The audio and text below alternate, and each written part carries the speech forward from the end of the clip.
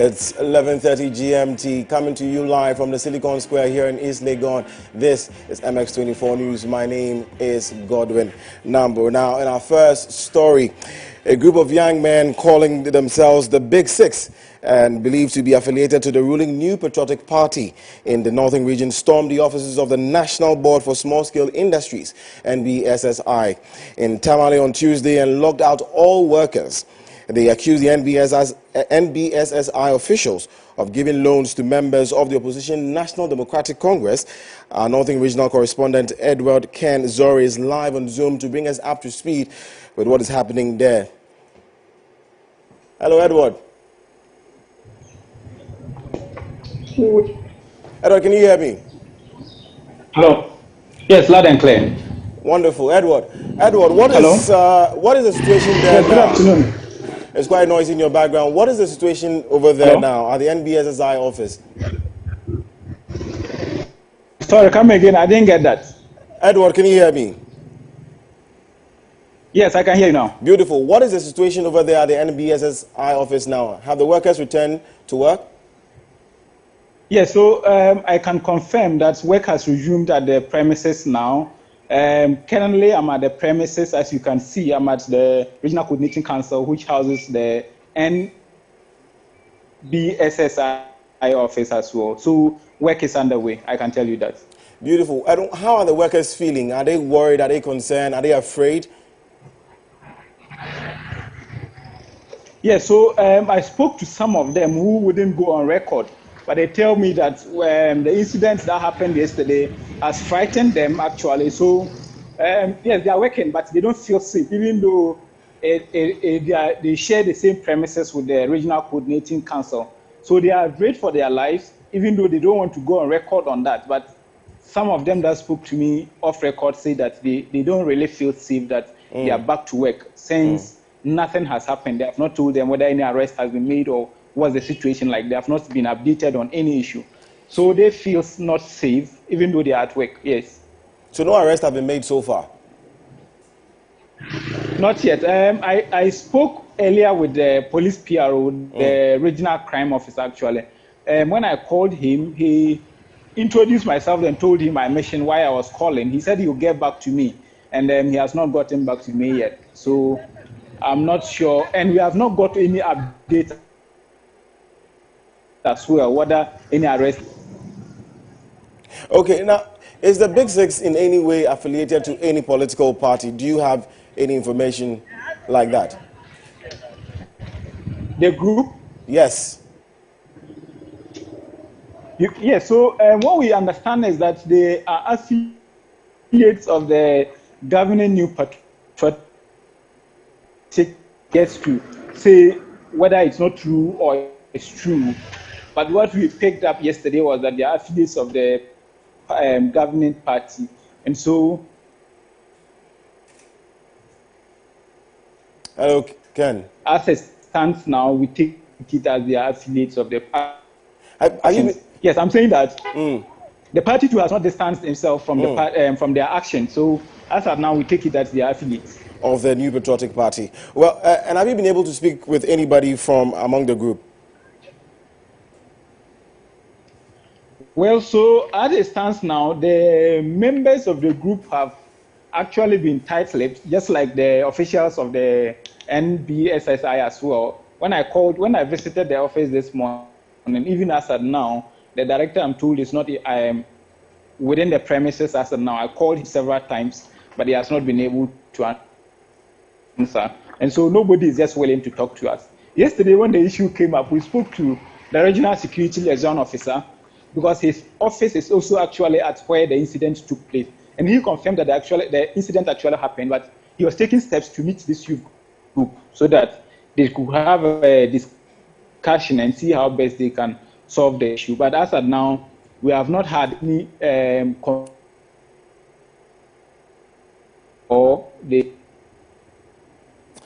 Thank you very much, Ken. Very much. On the line. Ken. Hello? Yes, I'm here. Okay. Yes, I'm here. Right, that's just about it. Do you have any further information for us? Yeah, so as I know to speak to the police as well, what has become the issue, because they have not made any official statement yet. And so probably in the next bulletin, we'll be updating our viewers what has been happening so far. Very well. That's when we get updates on this matter, we'll let you know. Okay, we're trying to thank you very much, Ken, for joining us. Ken is our Northern Regional, Ken Zori is our Northern Regional correspondent. Do we have anybody on the line we could be speaking with? Moving on. Okay, we have Adib Sani on the phone who will also be speaking with us concerning this matter. Adib. Hello. Adib is a security analyst. Now, Adib, concerning what is happening over there at the NBSSI office, what is your take on it? Can you ask your question again? I didn't hear. That was a break. Adib, can you hear me? I can hear you now. With regards to a group calling itself the Big Sis, who have seized who locked up the NBSSI office in the Northern region, we are asking. We know that the vigilantism has been banned in Ghana. So for this group to be operating, is this a cause for concern? Well, it is one thing to ban a vigilante group, and it is another thing to have commitment or get it really banned. Unfortunately, this is something that has been with us for some time now. The only problem is these guys have become more emboldened by the day. They are beginning to see themselves like a state within a state. And there seems to be an inverse relationship between the vigilantes and their political masters. As a matter of fact, in the past, it was the politicians who gave them power. Because any one of them who is arrested, a politician would call the police commander, let them go, they are my boys. But now, they rather give the politicians power because we succeeded in getting a lot of them into the security agencies. And how powerful you are within the political space is dependent on how many vigilante groups you control. So for me, it is not surprising. Because despite the fact that the politicians, endless occasions, have gone to PGRC at the behest of the Peace Council, the police service, and other civil society groups, appended their signatures to what is documents, they still haven't shown that commitment towards dealing with the issue of vigilantism. Trust me, none of them has disbanded any group, despite the fact that they reaffirmed their commitment to banning the groups. And it would also interest you to note that more and more vigilante groups are being outdoored by the day. Because Big Six, honestly, is something new I'm hearing. You know, so the thing is, there's no commitment, and let's be realistic. No party is disbanding this group. They are their voice. They provide them security. They organize events for them. They send them around, and they man the polling stations for them, because a lot of these political actors have even lost confidence in state institutions, in the institutions, especially like the police, which is supposed to ensure law and order.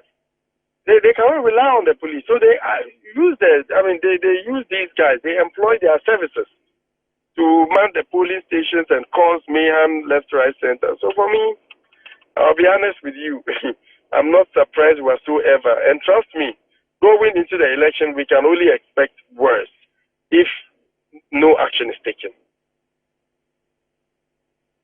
That's rather disturbing because no arrests have been made also so far. Adib, should we expect more of these vigilantes? Do you think we should expect more of such incidents as we draw closer to the election?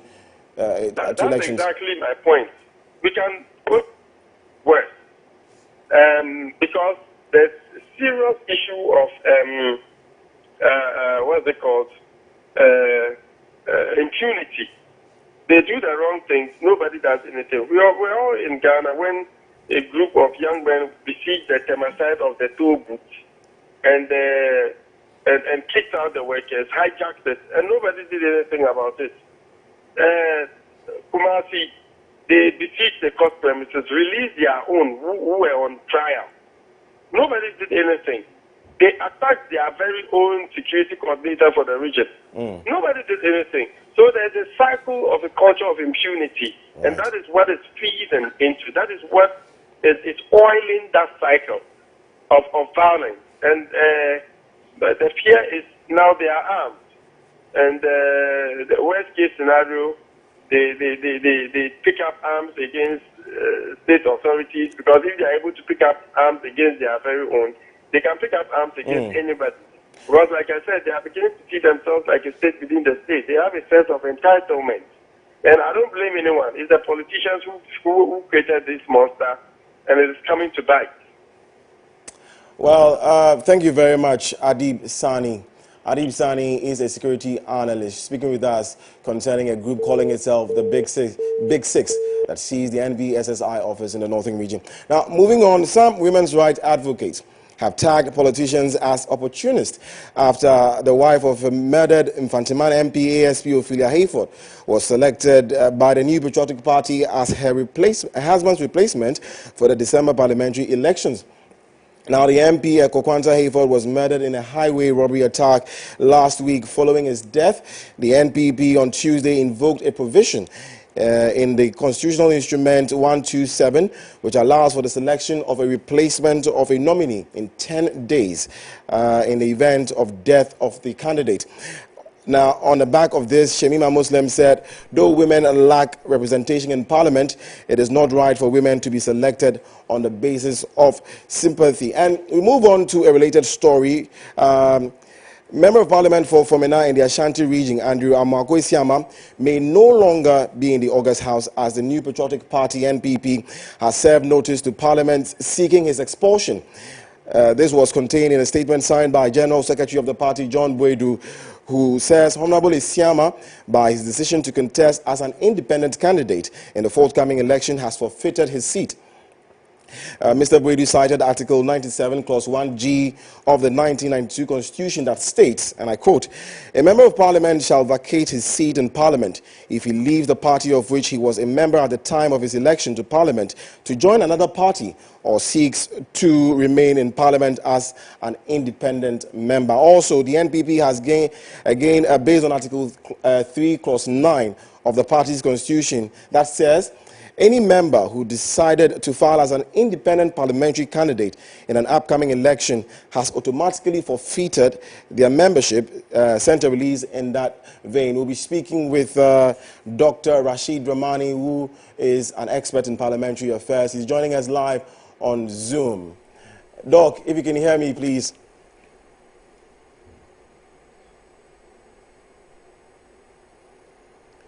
Hello, Doc.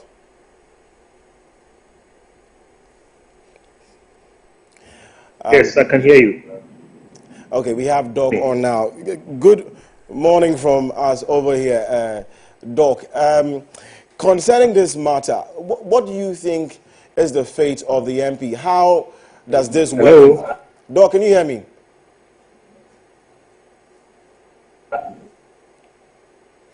Hello, Doc. I hear you. Can you hear? Yes. Can you hear me? Yes, Doc, I can hear you loud and clear now. If you can hear me, I was asking you, in matters like this, what happens to the MP? How can this directive be enforced in Parliament? Well, I think it's very simple. The Right Honourable Speaker has up, which clearly states that when you have we seem to be having some technical challenges with our line. We'll speak with Dr. Rashid Dramani after this short commercial break. Stay with us.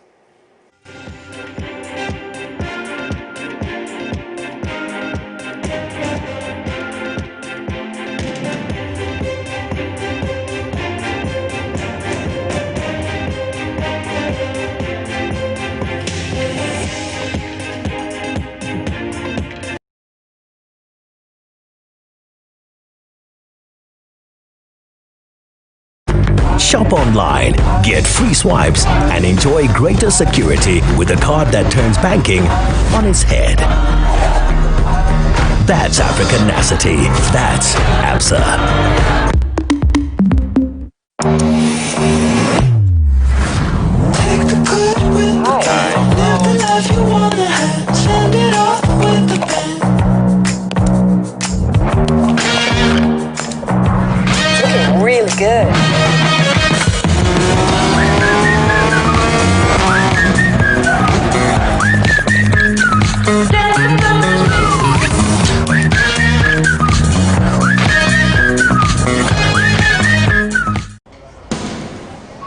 They'll go with the 4-4-2 diamond formation for that early lead.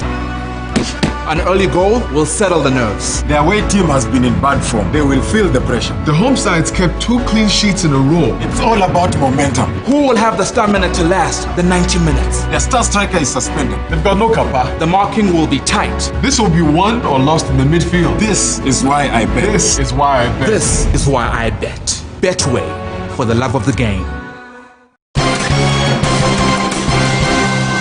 Hello, viewers. I'm feeling very frustrated and bored in Sambulai. I'm very happy. If you don't understand, don't worry, because myself, I don't understand. In this edition, Vodafone Ghana has now made it possible to send money from Vodafone Cash to all network free. We will cross over to our senior reporter for more details. Ladies and gentlemen, I'm standing in front downtown. You know, I'm learning to make a vlog. I'm not funny as you said. Vodafone, I'm not quite said. Ultimate Senesika to Topia, Emily to Topia, Echo all the network. I will check up there with TC Montezo. Diamond Falcon. Fifia, Matendo says, don't you put on charges, Manome. Joe, you bro, charges on your wumlo, I don't have one young. I be a don't says, do the hand, charges or Clandan. And I'm a friend of me. He sent America charges, no charges. I met J. Naka charges, when you know, money cafe in the BP. Oh, and if oh, for me, I do a lot of online transactions. I just here. See, the excitement for me is that I get to save a lot on Vodafone Cash. Please put me down. I'm so excited. I can now send money to all networks without any charges. Me ye jediniba. Abribia says me chia majuma ye fokan. Sika me chia sa charges no. And do do. Nanso say dear. Me da Vodafone Cash. Sending money on Vodafone Cash to all networks is now free. Send any amount of money as many times as you like to all networks for free. Dial *110# now to send money. Anyone for Masumo. Video 2. Put him in car. And yeah, we saw mommy. This is the red news. Apologize. The future is exciting. Ready?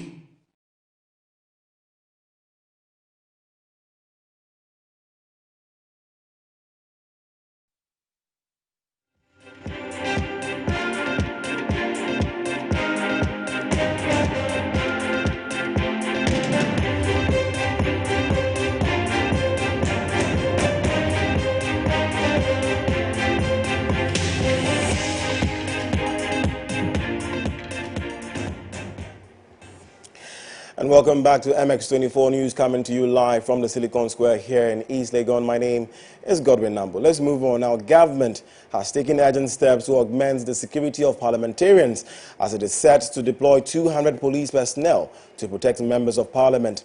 The police station located within Parliament is also expected to be upgraded to a divisional police command. The move by government follows the death of Infantiman MP Kwanzaa Hayford, who was shot dead on his way from a campaign activity last week. My colleague Elodie Jonah has more in this report. Speaker of Parliament, Professor Aaron Michael Okwe, on Friday, October 9, 2020, summoned Interior Minister Ambrose Derry to Parliament to brief the House on what the state was doing to protect MPs following the brutal killing of Infantiman MP, Eko Kwanzaa Hayford. After news of his murder broke, some members of Parliament expressed fear and called on the state to provide them with personal police protection. The conclusion of the matter would be that the state should provide members with security. We don't know whether it's going to be a partial security. We will still appreciate it, especially if we are able to have security at our homes at night. We are not asking the state to provide security 24/7 for members. But when we are in the chamber here, we have enough security here. It is when we are in our homes that at night we worry about security. When we are in our constituency, it's a campaign season. So I'm hopeful the Interior Minister, looking at the trend and what has happened in the past, because this conversation has gone on for long. It's not now. In the 6th Parliament, the conversation was on. But I believe we'll bring matters to conclusion this time around, and I'm sure the Interior Minister is going to prescribe a solution to. I will not be surprised if going forward members are provided with home security, and when we are in our constituency too, similarly, they will provide us with security in our going out and coming in. I'm hopeful. I wouldn't be surprised if far-reaching decisions are taken to ensure that the unfortunate events such as what happened at Mfansiman does not recur in our history. Sometimes it is as a result of the occurrence of an event that certain measures are put in place to curtail happenings forever. And so, apart from the fact that he will outline to us policy, directives, and processes that are meant to ensure that we assure ourselves of our security, one other thing that I think possibly can flow from, it may not necessarily be today, but going forward, is to also try to put in place certain legislations that will ensure that we tackle these things, happenings like this, going forward. Interior Minister on Tuesday appeared before the House but addressed members in a closed-door session. He, however, briefed the media on some details of his presentation to Parliament. Indeed, it is on record that one of my predecessors at the ministry, Honorable Okaja Demofi, was ever confronted with the paucity of security at the time, and his response appropriately was that they didn't have sufficient men. Today, thanks to the retooling of the security agencies supported by Parliament, instituted and led by the President, we have more security agencies and security personnel available. So what we have proposed is that between now and the end of the year, we are going to provide additional 200 police personnel to be part of the Parliamentary Protection Unit, making it therefore attain the status of a divisional police command that would take care of members of Parliament as bodyguards, but we ideally, to get to where we should get to, subsequently, we should have 800 police added so that each member of Parliament will also have security at home in the day and night. The judges do have that. Ministers do have that. Indeed, leadership of Parliament, the Speaker, Deputy Speakers, and leadership has that. So thanks to the retooling, we've got adequate police personnel to deal with the 200. But we have to move it further. The action taken by the state has, however, not been welcomed by all quarters. Some people who spoke to MX24 believe government should accord equal importance to the general state of security in the country. I believe deploying 200 policemen to protect them is a bit over the board, since there are like other places that actually don't even have police protection at all. It will help the MPs to be secured, and it will protect them also. And for us to read the citizens also, we need the security. We'll be in a good direction though, but I don't think that will actually completely solve the problem. You know, people are saying that the security-wise in Ghana is not safe. But I think that the incident that happened, I also blame the MP and his team, because I know that area that incident happened. That's Mankesim to Fosu Road. It's a very lonely place, and walking at that time with just your driver and some few other people wasn't safe. Personally, I don't agree with the fact that they are deploying the officers to protect the MPs. It's not right. It shouldn't be done. Iledi Jonah, reporting for MX24. Now, government has justified the non-disclosure of the Cocoa Roads audit report despite pressure for a release by the opposition. The NDC MP for Adaklu, Kwame Govins Agboza, has even offered to pay for the publication of the report, which the NPP allegedly spent millions of dollars of taxpayer money for 4 but has failed to publish. My colleague Echo Annan has more on this story. The Cocoa Roads Audit Report was commissioned by the Kufuor-led government upon assumption of office in 2017. This was necessitated by corruption concerns in the award of contracts for the construction of those roads. The former NDC government was accused of awarding over 230 different road contracts to the tune of 3.5 billion Ghana cedis, but there was very little to show for it. More than 2 years after the report was done, it has not been made public, prompting pressure for it to be released. Former President John Dramani Mahama, at a recent NDC event, counter-accused the NPP government of corruption, claiming that they spent $10 million on the audit but have since not showed anything for it. This was, however, parried by Cocoa Board. The tempo was lifted a notch higher when the minority spokesperson on roads, Kwame Agboza, offered to fully foot the entire cost of the publication of the report. But speaking to MX24 News, a Deputy Food and Agric Minister, Kennedy Osei-Nyako, said publishing the report will not root out the corrupt acts which happened during the execution of the roads project under the NDC government. We were losing a lot of money. Okay, money going into people's hands, people who have not worked for, people finding ways and means to take money from government that they don't deserve. And that is where we have to preoccupy publishing the report. It's 260-page report. If you publish it, what happens?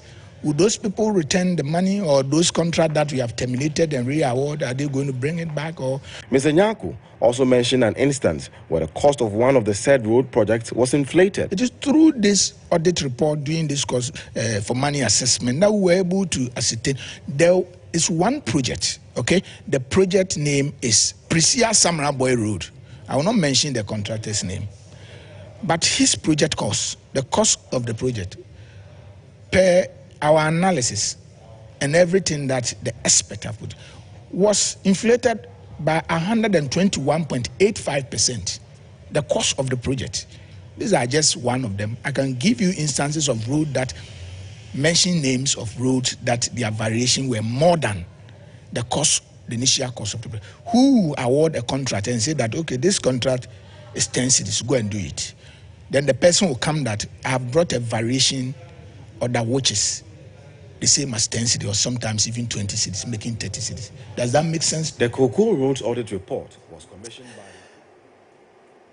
by... And we apologize once again for not being able to speak with Dr. Dramani. We will make sure we get more on that story. Now that does it for the afternoon edition of MX24 News. There is more tonight at 6:30 p.m. My name is Godwin Nambo.